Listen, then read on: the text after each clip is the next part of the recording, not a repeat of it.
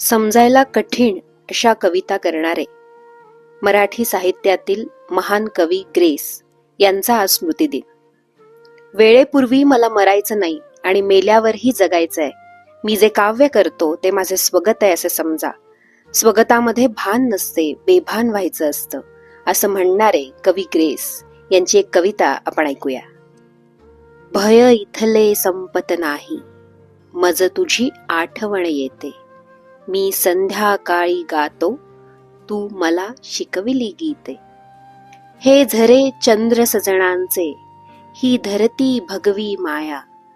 झाडांशी निजलो आपण, झाडात पुन्हा उगवाया. त्यावेळी नाजूक भोळ्या वाऱ्याला हसून पळती. क्षितिजांचे तोरण घेऊन दारावर आली भरती. तो बोल मंद हळवासा आयुष्य स्पर्शुनी गेला. सीतेच्या वनवासातील जणू राघव शेला. देऊळ पलीकडे तरीही तुझ ओंजळ फुटला खांब. थरथरत्या बुबुळापाशी मी उरला सुरला थेंब. संध्येतील कमल फुलासम मी नटलो शृंगाराने.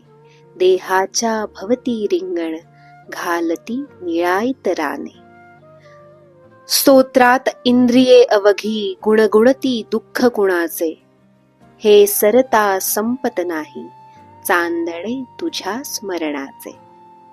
ते धुके अवेळी होते की परतायाची घाई. मेंदूतून ढळली माझ्या निष्पर्ण तरुणची राई, निष्पर्ण तरुणची राई.